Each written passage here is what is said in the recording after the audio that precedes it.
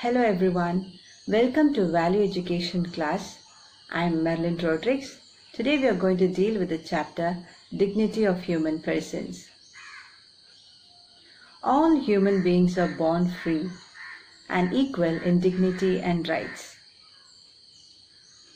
Why is human dignity so important that people keep talking about it? In order to answer this question, we have to analyze and know the meaning of the word dignity. Earlier, the concept human dignity, or to say someone was dignified if he or she was from a high status or from a royal family, or if they had money, they were called dignified people. So dignity was something which is related to the status, money, race or caste or class. But later, people understood that people deserve respect, or they earn respect through these status, through these high profile. So respect is something that you earn because of your money or because of your education or because of your race or class. But dignity is not something like that. Dignity is something that you are born with. It is the value or it is the worth. So this redefined meaning was accepted universally when human rights came with the declaration that all humans are free, all humans are born free and are equal in dignity and rights. So suddenly, dignity got a new meaning, saying that it is not measured on the basis of the wealth, or it's not based on your high profile, not on your high status or education or any other advantages you have. Dignity is something that you are born with. Human dignity means being valued or respected. Here you have to note, respected not on the basis of the status or not on the basis of your education, race, etc., but based on what you are, what you believe in, and how you live your life.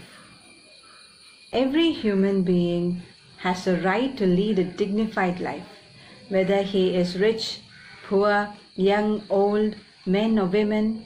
All humans all over the world has the right to live a dignified life. So now I think you can answer to the first question. Why is human dignity so important? It is just because human dignity justifies human rights. If each and every one of us are going to treat with dignity, then surely human rights prevails. Now, human dignity is not a new concept in this present scenario. For centuries, different religions have been speaking about this human dignity in many other terms. Most religions teach that humans are essentially equal for one reason or another. It's because humans were created in the image of God, becoming children of God. Dignity is something that a divine being gives to people. So dignity is a divine gift. It is the inherent value or the worthiness. As this dignity is so valuable, it is also vulnerable. You might think, why dignity is vulnerable? I'll explain it to you with a very small example. Take an example of a baby, a newborn baby. When a newborn baby is born into a family, he is so valuable, so priceless, precious for his parents.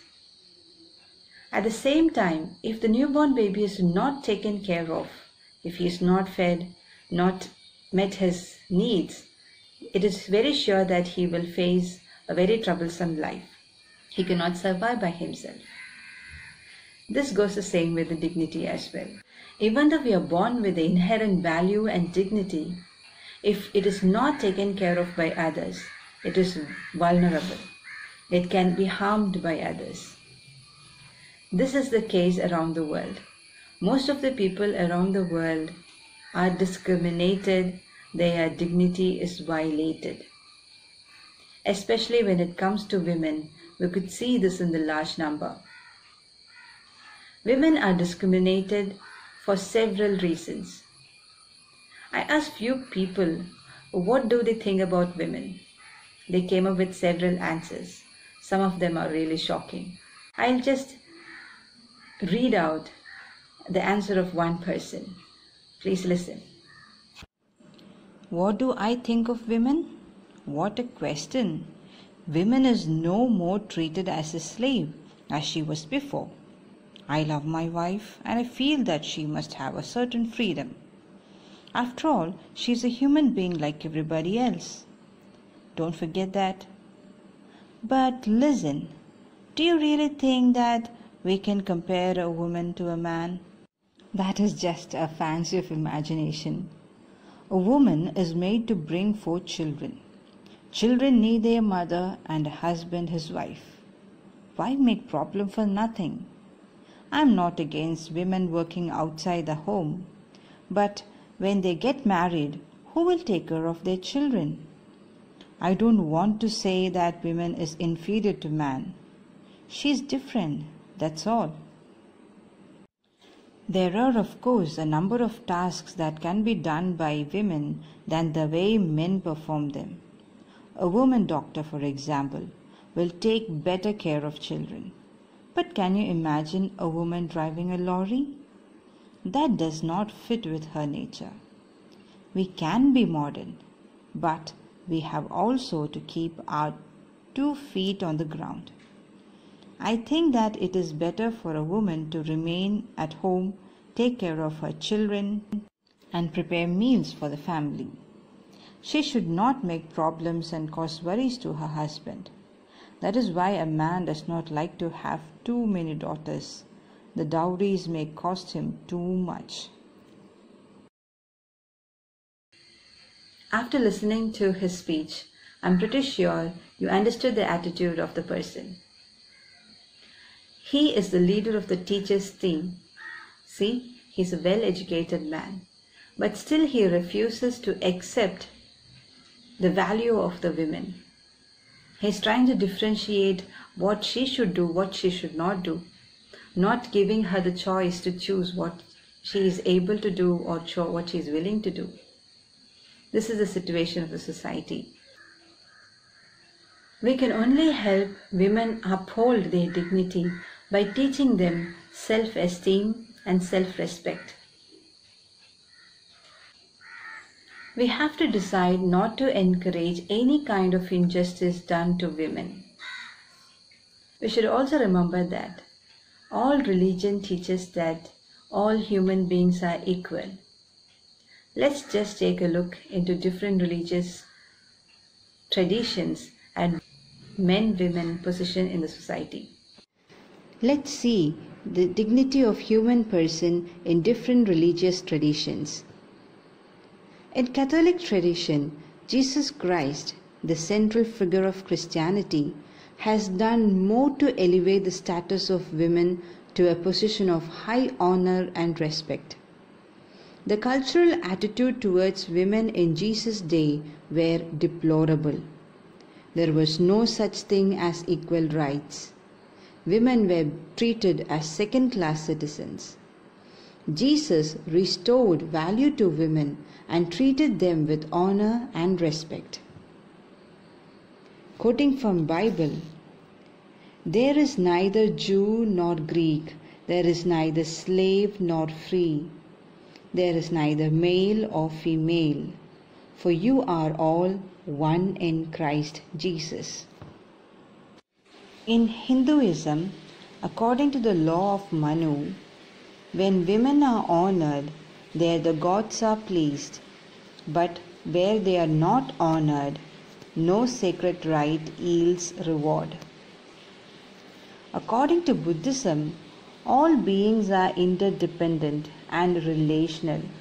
Compassion is most fully realized in the Bodhisattva, who completes the process of enlightenment only when all beings are enlightened.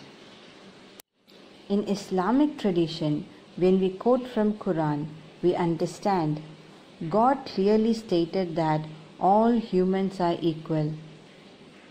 To whosoever male or female, does good deeds and has faith, we shall give a good life and reward them according to the best of their actions. When human beings doesn't value the dignity of fellow beings, then we have to seek the help of legislation or law to help us protect our human dignity. There are some specific women legislations. Let's take a look on them. The Dowry Prohibition Act of 1961, the Immoral Traffic Act of 1956, Protection of Women from Domestic Violence Act 2005, Sati 1988, the Indecent Representation of Women 1986, the Hindu Marriage Act 1955, eve teasing, sexual harassment at workplace, the Equal Remuneration Act, the Factories Act, National Commission for Women Act 1990 are the few acts and laws put forward by the government to safeguard the women's dignity in our society. Every soul is beautiful and precious and is worthy of dignity and respect. As we are going to end this session, remember, all human beings are born with dignity, their inherent value of their worthiness.